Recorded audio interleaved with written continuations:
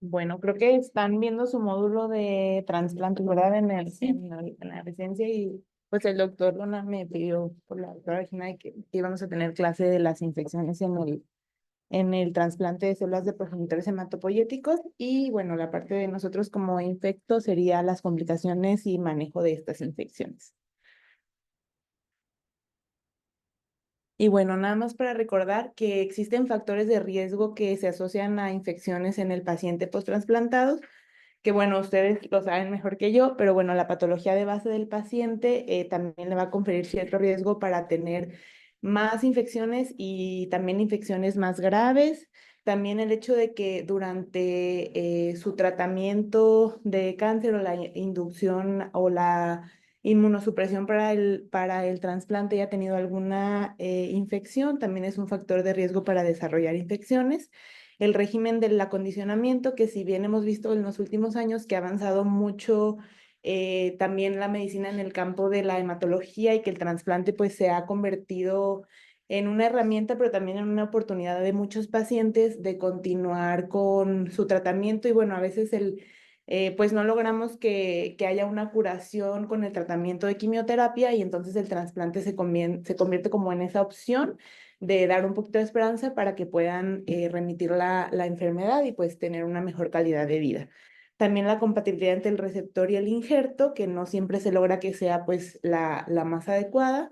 Y el tipo de trasplante, también si en el post-trasplante se desarrolla una enfermedad de injerto contra huésped y la exposición a patógenos del ambiente. Incluyen los catéteres, ¿verdad? Que tienen generalmente catéter Puerto puerto o y... agudo, sí. Y bueno, un riesgo elevado de complicaciones secundario a una compleja interacción que existe en estos pacientes, tanto la disfunción orgánica y daño tisular, que en la primera fase lo vemos con la neutropenia, la exposición y virulencia de los patógenos, que ha cambiado también a través de los años, que ahora tenemos pues patógenos que son más resistentes, que recomendaciones que veíamos anteriormente pues ya no aplican actualmente porque a veces decimos que iniciar algunos antibióticos y no dar nada, pues se convierte en lo mismo, porque las bacterias con las que conviven los pacientes, pues se han hecho muy resistentes. Y también la inmunosupresión y pues el tiempo que tarda la reconstitución inmune después del trasplante. Y bueno, en general yo creo que han visto muchas veces esta imagen que nos dice como lo que esperamos de acuerdo al periodo que se encuentra el paciente después de la infusión de las células que tenemos en general, bueno, el preprendimiento que se maneja los primeros 30 días y bueno, alguna bibliografía lo marca cuando tenemos ya más de 3 biometrías con más de 500 células en días consecutivos, que puede ser también, o sea, también eso va a depender de el tipo de trasplante, la inmunosupresión que se dio, pero puede ser tan pronto como una semana y puede tardarse incluso hasta 3 o 4 semanas. Y bueno, en general, bueno, como mencionaba el doctor, tenemos también algunos factores de riesgo propios del paciente, que es la mucositis, que vamos a tener también como, puede ser como efecto secundario de algunos fármacos o por la misma neutropenia, algunas enfermedades venoclusivas, que pacientes que tengan catéteres o que se hayan colocado catéteres en agudo para realizar la infusión de las células se convierten en un factor de riesgo para, para presentar infecciones. Y bueno, en general, en la primera fase del trasplante, lo que más va a predominar, pues son las infecciones bacterianas, que va a estar asociado también a esos factores de riesgo propios del paciente y también al entorno donde se maneje. En general, bueno, se recomienda que esté el paciente aislado en una habitación adecuada, con presión positiva, hasta el prendimiento y bueno, algunos autores lo manejan hasta 6 a 8 semanas. Hay algunos que recomiendan que ya no se dé un aislamiento como tan estricto, que después del prendimiento el paciente pues pueda tener como algunas medidas de recomendación para evitar infecciones, pero ya no hacer como este aislamiento tan estricto. Y bueno, después también en ese periodo las infecciones fúngicas son comunes. Después del prendimiento, y más relacionado a la disfunción celular, vamos a tener sobre todo infecciones virales. Y ya en el trasplante tardío, después del día 100 es menos común que existan infecciones, o sea, ya serían propias del paciente y sobre todo relacionadas con los fármacos que se están administrando y con los factores de riesgo propio del paciente, porque no va a ser lo mismo un paciente que tuvo un prendimiento adecuado, que hizo a lo mejor una enfermedad de injerto contra huésped leve, que se pudo manejar con una inmunosupresión más leve, que uno que hizo una enfermedad pues muy grave que requirió una mayor inmunosupresión, porque pues ahora se convierte en la inmunosupresión propia del trasplante más la que nosotros estamos administrando a través de los fármacos. Y bueno, las situaciones que impactan en las infecciones, pues las enfermedades previas, la presión antibiótica previa, la exposición nosocomial, el uso de dispositivos, las inmunizaciones y la malnutrición. Y aquí es importante destacar que todo esto pues se puede manejar si se hace una correcta evaluación pretransplante, tanto hematológica como infectológicamente. Es muy importante sobre todo, pues ahora que no hay muchos centros en la mayoría de los países, incluso de Latinoamérica, donde se realicen trasplantes y vemos que a veces envían pacientes como de Centroamérica, Sudamérica, a centros de trasplante aquí en México y bueno, esos pacientes también son muy especiales porque llegan con otras condiciones que a lo mejor se salen de lo que nosotros en nuestro entorno conocíamos. O sea, nosotros probablemente ya sepamos pues las bacterias que tienen nuestros pacientes, las infecciones que han tenido, los antibióticos que hemos dado. Pero cuando llega un paciente así, pues se vuelve un reto también para el equipo como de lograr hacer una adecuada evaluación para saber qué vamos a hacer si se presentan ciertas situaciones. Y bueno, las fuentes de infección, pues las que se adquieren en el pretrasplante, sobre todo relacionada con dispositivos, las derivadas del donador, o sea, de la evaluación que se hace, que ya se conocía, sobre todo esta cobra importancia en las reactivaciones virales, reactivación de infecciones latentes, otras adquiridas durante la vida que pueden ser propias de enfermedades endémicas que se estén presentando en el área donde viven. Y bueno, las nosocomiales, que pues la mayoría de ellas desgraciadamente son prevenibles y las vemos frecuentemente. Y bueno, en general, pues vamos a ver que la reconstitución inmune realmente pues tiene un periodo prolongado, o sea, es un periodo prolongado en el que los pacientes necesitan pues de muchos cuidados hasta lograr nosotros darlos de alta después del trasplante. Y bueno, en cuanto a bacteremia, pues en general, o bueno, no existe una receta de cocina, o sea, algo que yo les puedo decir que van a hacer con todos los pacientes en cuanto a administración de medicamentos.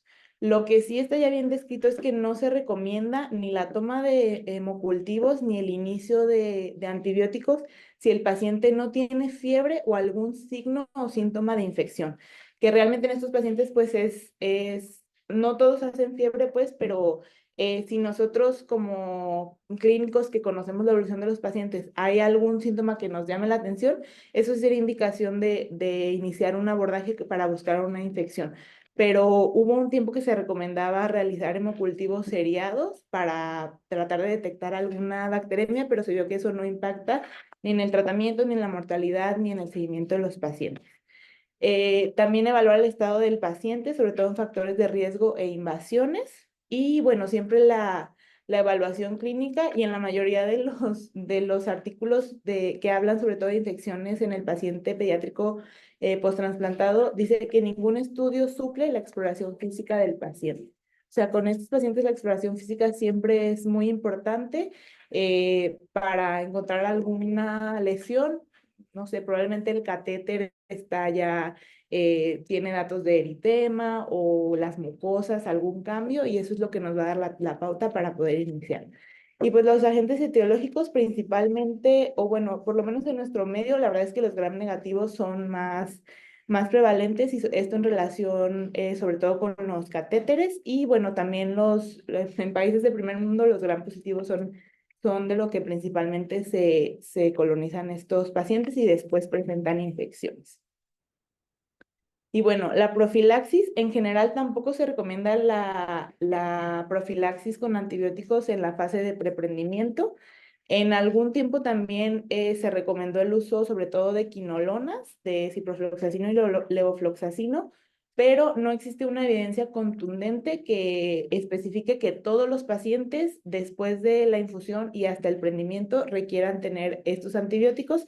Y esto igual porque se ha visto que no impacta ni en el desenlace, ni en mortalidad, ni en ninguna situación. Y lo que sí se ha visto es que pues aumenta la resistencia bacteriana y también que cuando un paciente se infecta, bueno, pues se va a infectar de algo resistente a estos antibióticos. Y bueno, siempre es importante, si por alguna situación se indicó el uso de la profilaxis, al nosotros tener la sospecha de una infección e iniciar un tratamiento empírico, siempre suspender la profilaxis. No está en...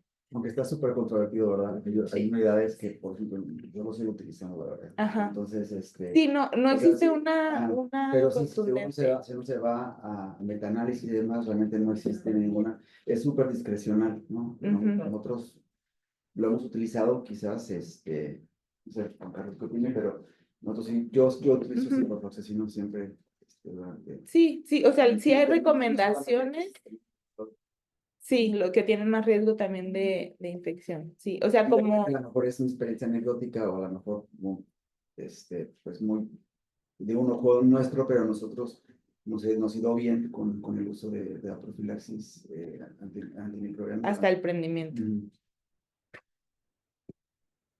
Y bueno, el tratamiento, el iniciar el tratamiento es muy importante, tan pronto se sospeche una infección, pero siempre va a ser importante la evaluación microbiológica, porque si no hacemos una adecuada evaluación, pues después es muy difícil tomar decisiones prácticamente a ciegas. Entonces, por ejemplo, si el paciente cuenta con un catéter venoso central o otros accesos vasculares, sobre todo en situaciones de inestabilidad hemodinámica, es importante que se aborden todos los catéteres y todos los lúmenes. Y bueno, iniciar la terapia empírica, esto va a ser importante tener una evaluación pretransplante de los microorganismos que el paciente ha tenido aislamiento, los que están en el ambiente hospitalario para decidir un esquema de tratamiento. Por mucho tiempo se recomendó como terapia inicial el cefepime en la sospecha de una infección, pero por ejemplo, en nuestro medio que las principales infecciones nosocomiales son por bacilos gram negativos y la mayoría de estos son productores de beta-lactamases de espectro extendido, pues el cefepime es un fármaco que no tiene función pues en estas bacterias y solamente perderíamos tiempo en lo que esperamos tener el resultado. Entonces sí sería individualizado la decisión de qué antibiótico utilizar. También depende de la historia del paciente, ¿no? Los pacientes que tienen, por ejemplo, radiaciones amiloblásticas que llegan ya súper invadidos de Ujú. antibióticos, también va a cambiar. Sí, sí, sí. Sí, por eso la verdad es que tener una evaluación pretransplante, incluso hasta de colonizaciones, y eso nos va a permitir como tener sustento suficiente para utilizar tales o cuales antibióticos. ¿Y qué tanta evidencia tiene tomarle tamizajes de colonizaciones seriadas? O sea, como cada 8 días tamizar si tiene colonización por entre bacterias resistentes. Se recomienda antes del trasplante como tal seriado, ¿no? En la evaluación pretransplante ya se recomienda el estudio de colonización y sobre todo en pacientes que no son de tu centro, o sea, que no conoces, o pacientes que han tenido ya infecciones de patógenos multidrogos resistentes, se recomienda realizar rectal, axilar, nasal, para ver de qué está colonizado. Incluso hay algunas estrategias que se pueden implementar antes del trasplante. Por ejemplo, los pacientes que están colonizados nasal de Staphylococcus aureus, ya hay recomendaciones para hacer terapias con alcohol o con algunas otras soluciones para descolonizarlos antes y eso te disminuye también el riesgo de infección. Incluso hay unidades que también estudian la microbiota intestinal también. Trasplante material. Eso es sobre todo. Bueno, eso es para ellos, pero sí. Ujú. Para aislantes intestinales. Bueno, también en cuanto a las infecciones fúngicas, pues en una parte de la historia del trasplante se había recomendado el realizar galactomananos de rutina, pero bueno, después de que se estudió que también tiene muchos falsos positivos, de acuerdo a otros fármacos que esté recibiendo el paciente y todo, no se recomienda. Y bueno, cuando se sospecha de una infección pulmonar, la radiografía de tórax tampoco se recomienda ya como estudio inicial, porque realmente los infiltrados que tienen los pacientes que tienen alguna neoplasia hematológica, pues se ha visto que son como estáticos, o sea, que permanecen en las imágenes a través del tiempo y no sería suficiente para confirmar o descartar una sospecha. Entonces, en este caso se debe tomar una tomografía de alta resolución, sobre todo pensando en aspergillus. Y bueno, la terapia anticipada también Sí, se... también decían que van a salir la radiografía pulmonar y tal De senos, sí. O sea que aprovecho un momento. ajá, sí. Realmente si no hay como sospecha de alguno, pero sobre todo, por ejemplo, mucormicosis o algunas de superiores, sí se recomienda incluso una nasoendoscopía para buscar ahí lesiones intencionadamente, aunque fuera pequeña. Y bueno, pues va a depender también de la clínica de los pacientes. Aquí tomamos placa de tórax, pero yo en el privado sí les tomo fotografía. Sí, sí, realmente la radiografía de tórax no tiene utilidad ya en este Y momento. el galactomanano también el problema es que duran una semana en entregar el resultado. Por eso no puede. 15 días. Sí. Claro. De hecho, eso se convierte en un problema y más que, o sea, son pruebas que ya no tardan más de 6, 8 horas cuando se realizan adecuadamente. A lo mejor luchando, ¿verdad? Que se junten todas las muestras, se puedan utilizar en Guadalajara tanto las cargas virales, que es un problema, como este. Sí. Acá, mira, ya mejoró mucho el tiempo, pero ya mejoró bastante el tiempo. Una semana, ¿no? Todas formas.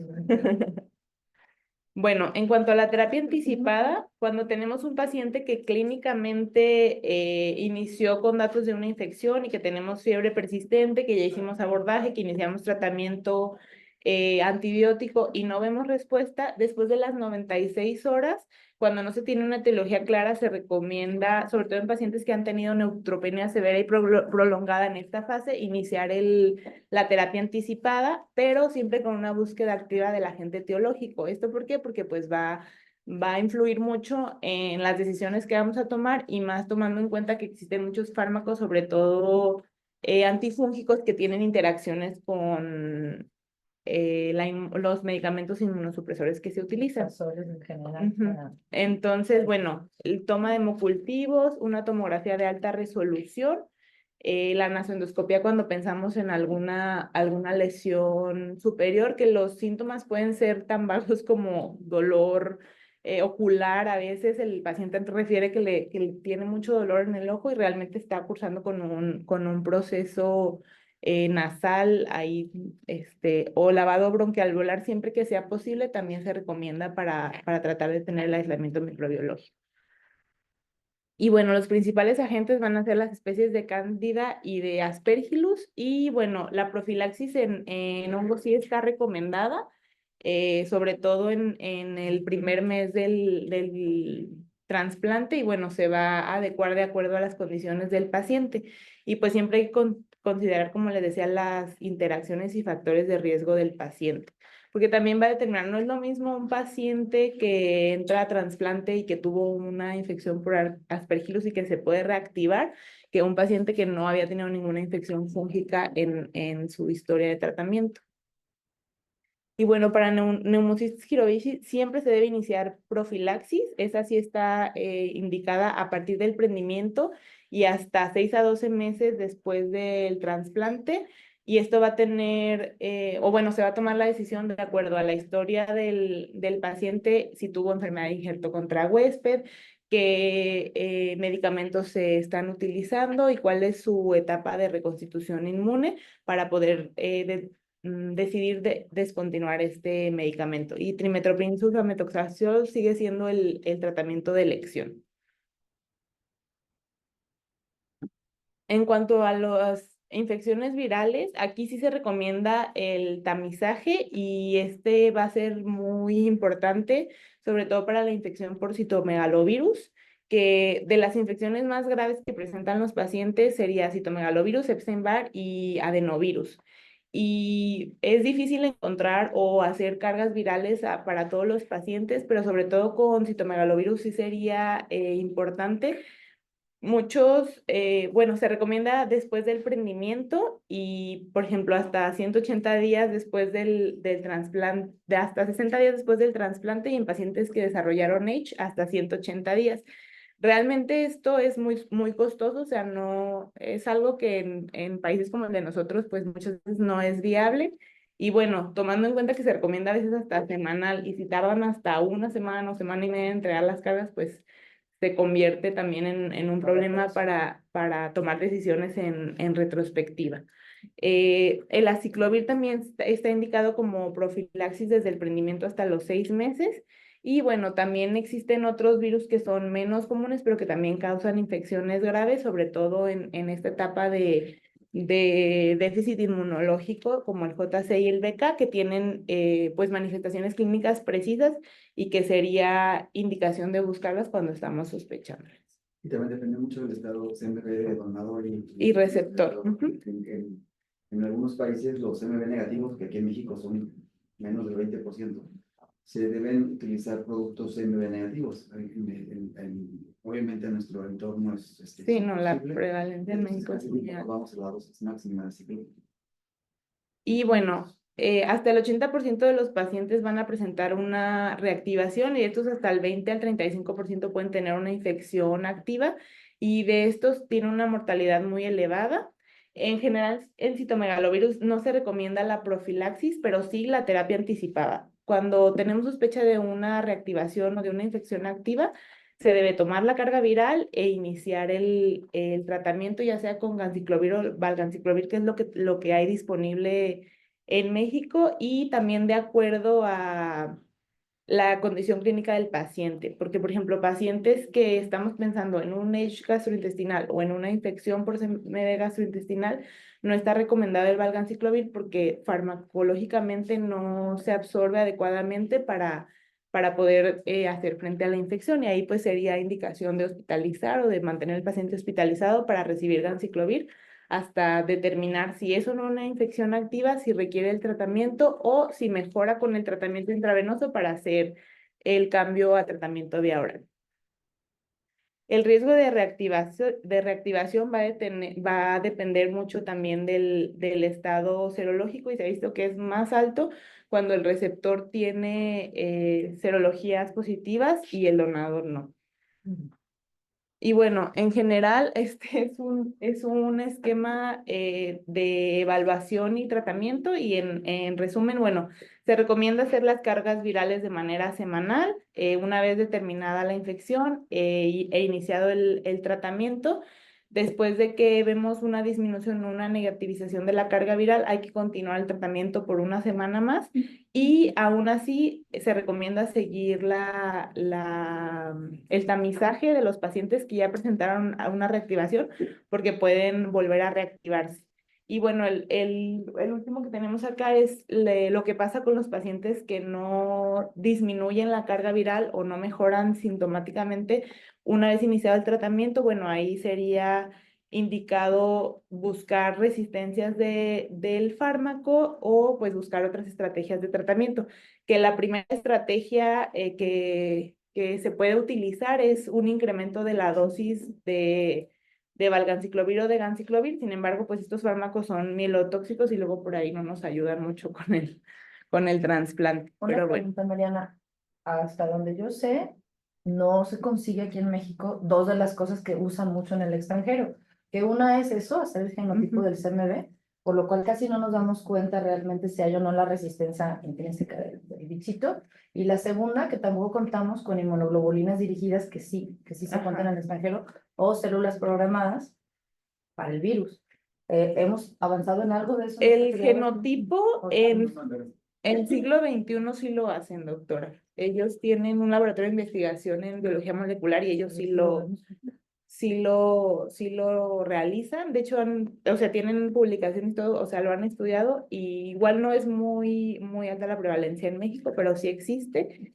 Y bueno, creo que una de las opciones que tenemos nosotros pues es el Foscarnet, Sí, nada más. medicamentosos, pero celular no. Sí, así se puede Y importar. también las celulitas que ya están Es casi imposible porque es terapia celular. Lo Pero la sé, pero inmunoglobulina está en dirigida- boga, digamos. O sea, si tú lo lees, inmunoglobulina es dirigida lo que viene. requiere- no me acuerdo, no, otra vez, me decían cuántos donadores se requiere, o sea, cuánta gente se requiere para hacer un rescate. Estamos aún muy lejos, ¿verdad? De ese tipo de terapia. Bueno, a lo mejor si vienen a países como el de nosotros que la cirugía son porque ajá, 80%. ajá, y en países del primer mundo pues es como 30%. No dudo que nos vamos a acercar en un punto, pero ya veremos. Alguien que se anime. Y bueno, siempre el diagnóstico temprano va a ser igual a un manejo exitoso de estas infecciones. Pero nada más una cosa para los pacientes, es muy importante tratar de que no se reactive SMB porque se reactiva SMB y empezamos con ello. Ese es un loop que La dupla ya peor que te puede empieza, ya ocurrir. empieza el loop ese que es bien difícil de cortar. Entonces, parte de lo riesgoso de tener una reactivación de SMB es que muchísimos pacientes se van a... Puedes perder el injerto, Sí, eso sí. llegar a él. Sí. Que ahí, bueno, o sea, el iniciar el tratamiento temprano realmente sí hemos Está visto bien, que la gráfica negativizan las cargas hasta en una semana, o sea, es... La profilaxis en algunos países se inicia con ganciclovir, también es otra cosa Ujú. importante, ¿verdad? De hecho, casi en todas las guías internacionales ya viene ganciclovir como hiposaconazol. O sea, ya, Sí. ya aquí seguimos utilizando todavía ciclovir. Itraconazol, fluconazol. Pero ya muchísimos hospitales inician con ganciclo y La toma de carga viral, estamos hablando dentro del contexto de que el estado del receptor o sea, ya está CMV positivo, o sea, la que dijiste que es semanal. No, Ajá. ese es para todos los pacientes, porque todos tienen riesgo de infección o reactivación. Muy bien. Que hemos hecho tamizaje por mucho tiempo y ha ayudado mucho el doctor. Ya tiene una buena experiencia porque es quien nos evalúa a todos los pacientes pretransplante. Sí, de hecho, eso es lo que un aspecto importante a rescatar sería que la evaluación pre-trasplante, la persona que hace la evaluación determina el seguimiento post-trasplante, por lo que es en Maranito. Se pueden detectar infecciones latentes desde antes del trasplante, tanto en el donador como en el receptor.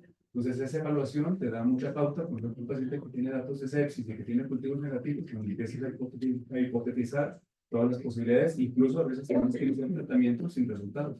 Porque a veces tomas una prueba viral, una carga viral para CMV un lunes y tienes resultado el siguiente lunes. Entonces, en base a tu evaluación de trasplante, tú decides el esquema terapéutico que das. Incluso hemos tenido algunos casos no de CMV, pero sí de Epstein-Barr que se han tratado previamente, pre-trasplante, para que entren en buenas condiciones, Sí. o de otro tipo de infecciones, tuberculosis, que es un particular de México.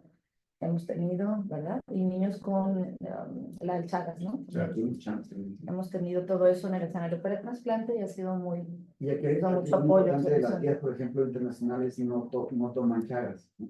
Pero nosotros somos un país. Sí, todas las de Latinoamérica lo recomiendan. Una de las guías tiene que tropicalizarlas a su entorno porque nosotros tenemos, hay zonas endémicas, todo el Golfo está súper endémica de chagas. Bueno, en cuanto a la prevención, bueno, como les decía, la valoración pretransplante es prácticamente de las intervenciones más importantes y esta debe realizarse tan pronto como el paciente sea candidato. O sea, una vez que el hematólogo decidió que el siguiente paso con el tratamiento de ese paciente es el trasplante, pues hay que realizarlo. Y primero, pues se realiza una evaluación serológica y microbiológica tanto del receptor como del donador. Y bueno, como decía, pues hay que buscar citomegalovirus, herpes, VIH, hepatitis, Chagas, sífilis, tuberculosis, o sea, todas las infecciones que pueden estar antes y que nos pueden complicar en el durante y después. También el estado de vacunación de los pacientes y sobre todo nosotros pues con los pacientes pediátricos que presentan enfermedad pues en una etapa temprana de la vida y que muchos aunque no sea tan temprana no cuentan con un esquema de vacunación completo. Hay algunas que se recomiendan se apliquen antes del trasplante y bueno, teniendo la evaluación antes del trasplante, pues también nos va a dar la pauta para dar las indicaciones de vacunación en el momento indicado después del trasplante. También, como les decía, la colonización y aislamientos previos y esquemas previos. O sea, es importante conocer qué medicamentos ha recibido el paciente, si en los periodos de fiebre neutropenia que tuvo durante su tratamiento o si tuvo alguna infección confirmada, si está colonizado, sobre todo gastrointestinal, que pues en la primera etapa del trasplante puede hacer traslocación bacteriana por la neutropenia, bueno, para saber a qué nos vamos a enfrentar. Y bueno, en el paciente que está hospitalizado, no olvidar que la prevención pues es parte de nuestras estrategias. Cuidar los catéteres, el lavado de manos, la profilaxis prequirúrgica en pacientes que requieran alguna intervención y la prevención de neumonía, sobre todo en pacientes que requieran ventilación mecánica. Esas pues, o sea, como en todos los pacientes del hospital, debería de ser una prioridad.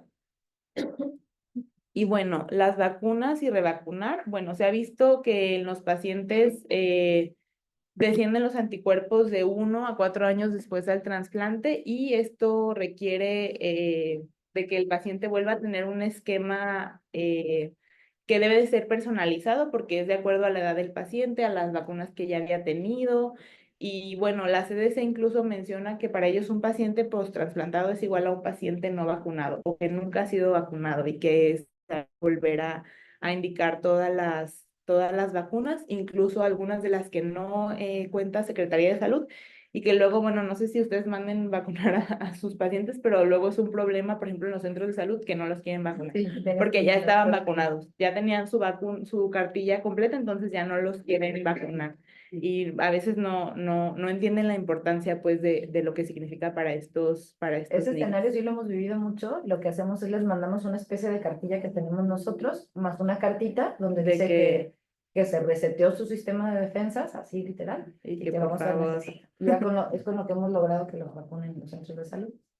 Sí, y bueno, pues también recomendarlas. Es un tema Sí, difícil. Sí, O les da mucho miedo decir, ay, si se enferma voy a ser yo el responsable, ¿no? Entonces como que se sí, piden algo así para tener ellos el sistema. sí. Y también, bueno, recomendar las que están fuera del esquema, por ejemplo, para los niños VPH, meningococo, varicela, Todas las vivas, hepatitis. bien importante. Sí.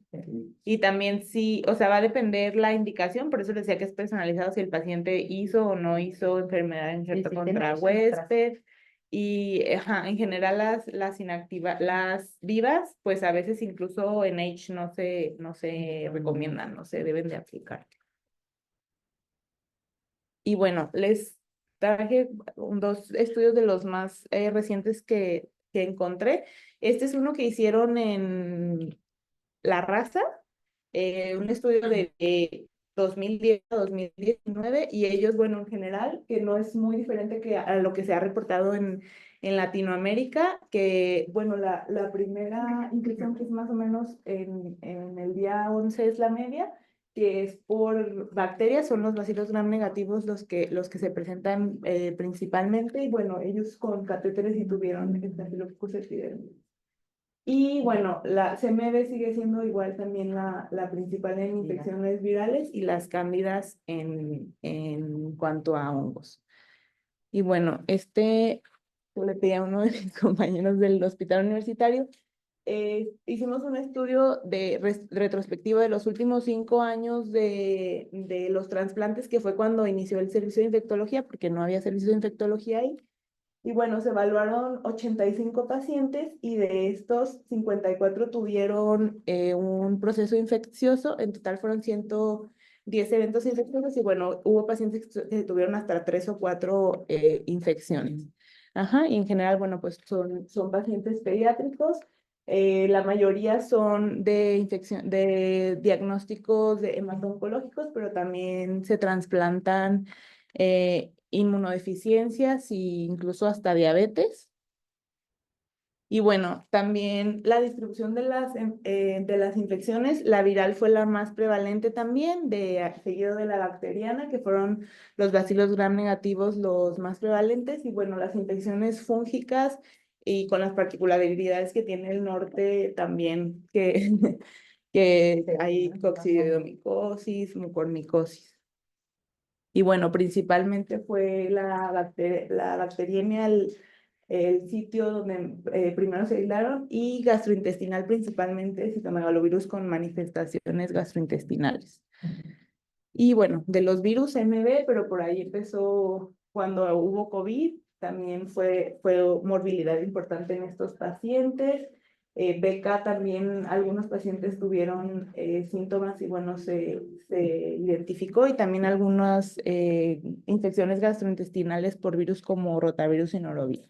Nosotros tenemos, yo creo que más alto de beca, ¿no? 11% estaba ahí. En los aplidénticos me llamó la atención el de la raza, que solo pusieron 3 casos de Sí, un buen número, porque ellos hacen mucho aplo y me llamó la atención, porque en aplo es muy común por la inmunosupresión que existe en Pero beca infecciones por sí es un beca. problema serio. Sí, es La serio. verdad, sí es un Sí. problema que Lo vemos, ponen muy bajito. yo creo que mucho más de lo que está reportado en la literatura internacional. Sí. Y es un dolor de cabeza, la verdad.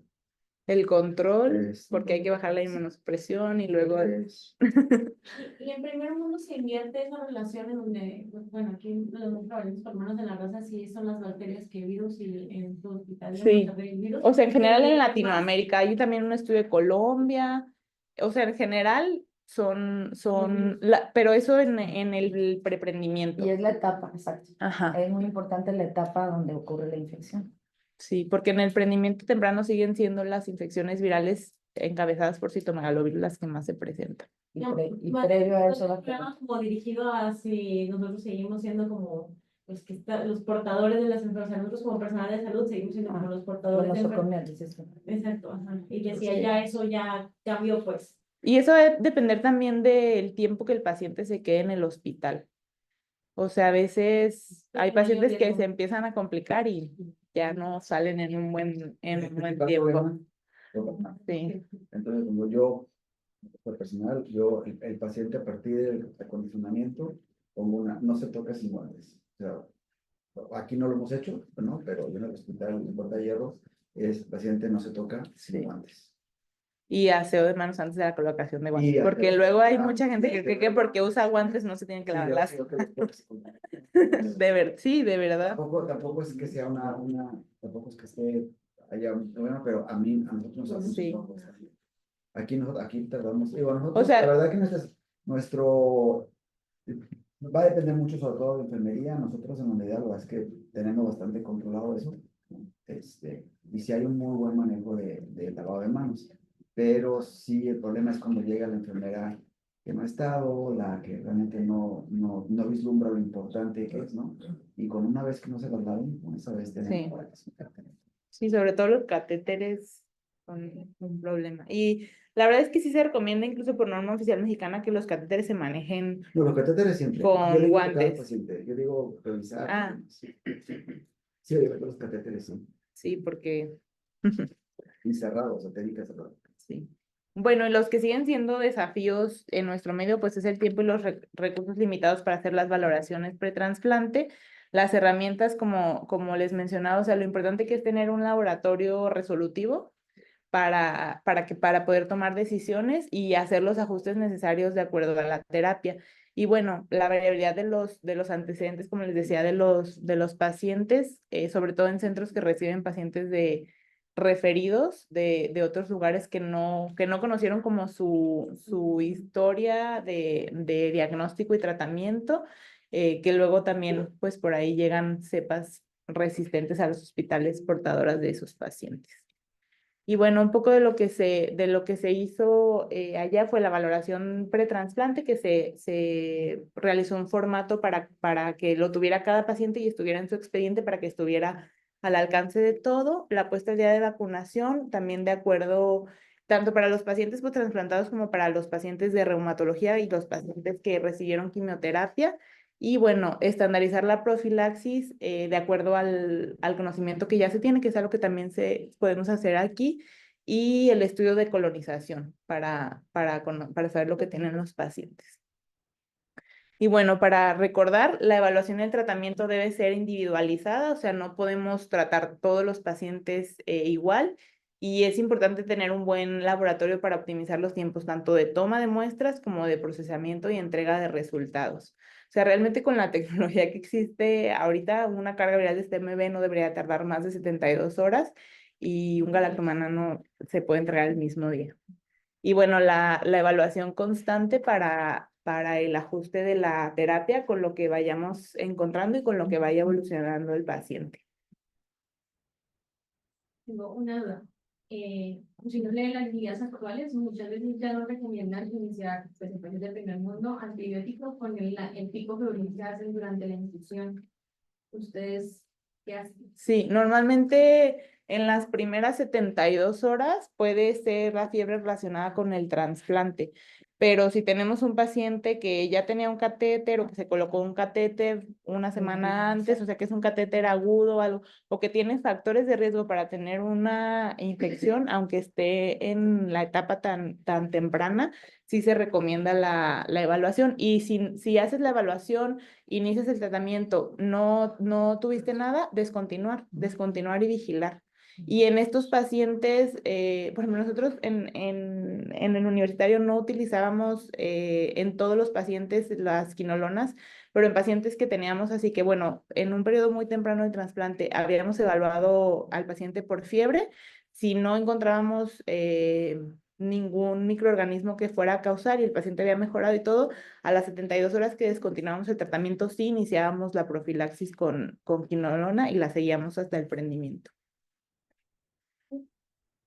Doctora, una pregunta. Por ejemplo, cuando se documenta que es una infección asociada al dispositivo o al catéter, y por ejemplo, pues que obviamente hay que retirarlo, o sea, ¿ustedes cuánto tiempo se retira? ¿Cuánto tiempo se puede volver a poner? ¿Se hace salvamento del dispositivo? Idealmente hay que retirar el dispositivo y dejar por lo menos 72 horas la terapia, o sea, si documentamos una infección, una bacteriemia asociada al catéter, porque a veces puede ser que solo fue el catéter el que está infectado y retirarlo es suficiente. Si en las 72 horas no tienes crecimiento del cultivo periférico, retirarlo puede ser suficiente para controlar esa infección y igual descontinuar antibiótico.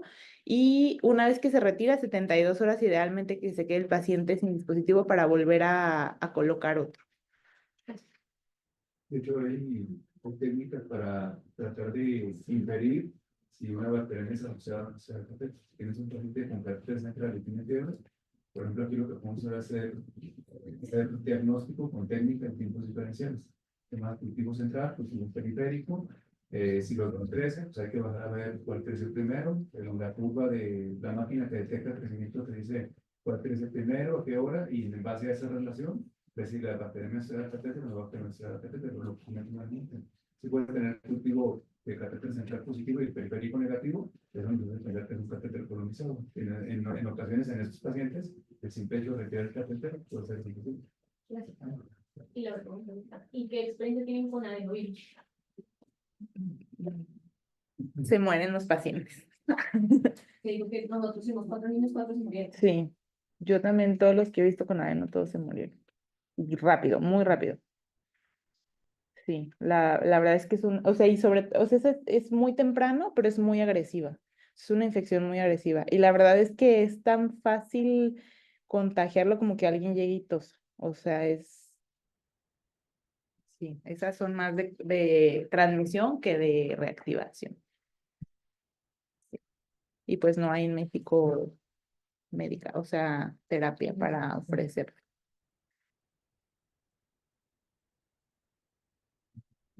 Bueno, lo de COVID también, no estamos Sí, tratando de las pero- infecciones. pero sí, son también un problema. Sí, o sea, las que son de temporalidad no eximen a estos pacientes, pues, o sea, brotes gastrointestinales o respiratorios, o sea, influenza.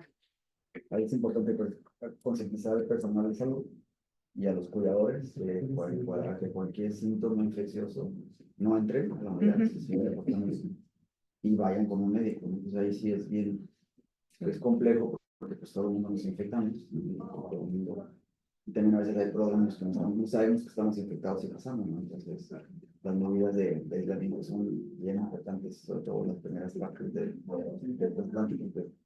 Muchas veces son nosotros que infectamos a los pacientes. De hecho, yo diría que estas complicaciones, las infecciosas, son las que te pueden realmente arruinar un proceso de trasplante, si no las tratas para tener. Y sigue siendo el 50% de la mortalidad de la persona transplante en los primeros 100 días. Todavía sigue, ya después de los 100 días generalmente la enfermedad de base, pero en los primeros hoy en día siguen siendo las infecciones generalmente las que se llevan a los pacientes. Entonces, tener un equipo de infectología en unidades no es importante, es vital. O sea, y tenerlos pegados desde antes del trasplante, como mencionaba Carlos, ¿no? Y el La seguimiento. valoración y efectivamente el infectólogo que revisa el niño antes es el que sí que tiene que hacer, porque es el que lleva como la sincronía, el que revisó al donante y al donante, si hay donante, pues porque el donante puede ser una bolsa, ¿no? que no lo podemos ver, pero si revisaron también al donante, es importante que sea el mismo infectólogo.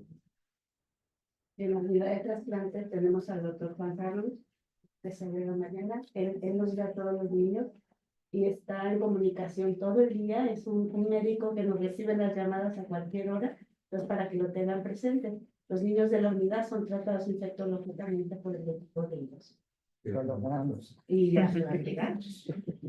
Y vamos para próximo abril, ¿verdad, doctor? ¿Perdón? Vamos próximo abril. Para Sí, que ya tienen estamos. sugerencias Ahora sí, ustedes de qué les pidamos a los Estamos niños ahora sí en sobre nuestra evaluación para que les llegue con todos, pues podremos avanzar. Yo posiblemente Sí. una de las primeras áreas de oportunidad va a ser eso, Sí. las hojas para la Exacto. valoración del trasplante. Fíjate que tenemos algo muy similar, pero no se le entrega al paciente como tal, sino que está en su historia clínica. Pero Y quedan todos pero los sí la- expedientes, tenemos el pero lo checklist, podemos el extraer checklist. y dárselos. Ajá. Ellos que nos actualicen, ¿verdad? Sí, tenemos- O sea, no es un formato separado, pero sí está.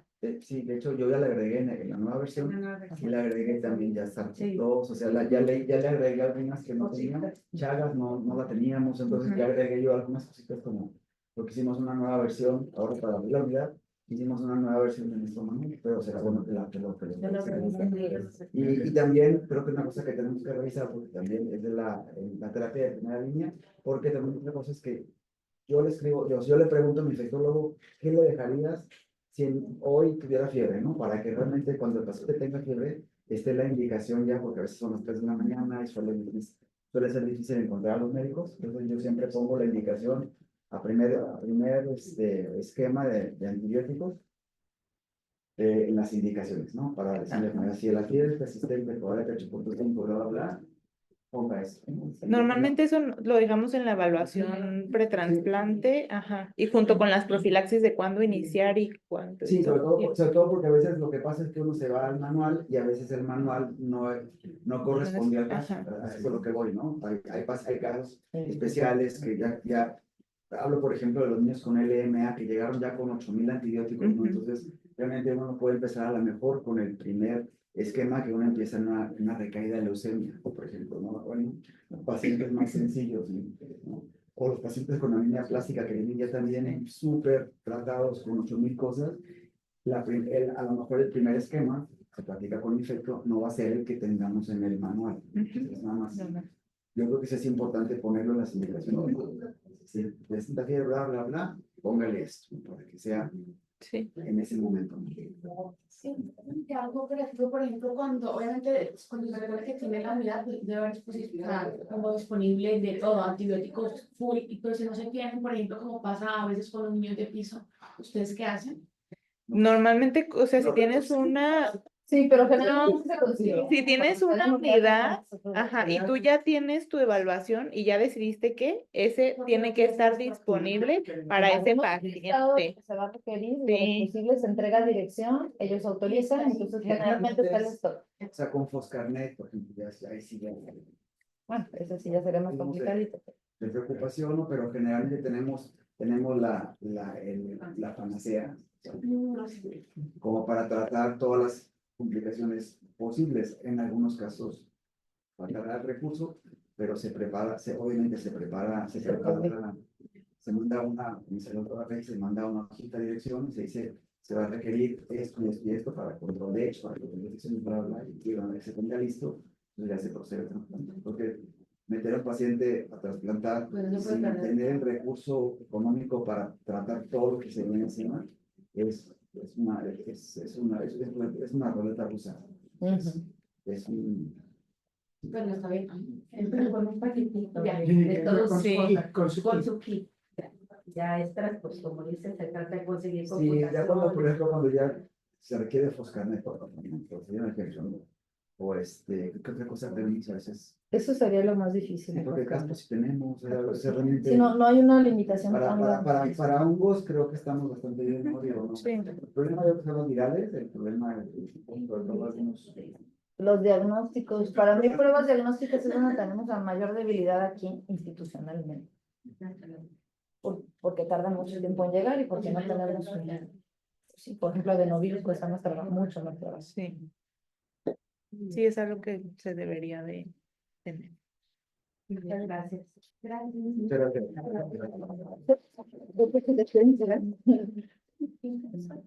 Muchas gracias, doctor. Marianita, si no estuvieran bien, por favor me dices para decirle, pero sí, sí, porque sí nos dijo el lector. Muchas gracias. Perfecto, gracias. Ya lo verán precisamente calculado.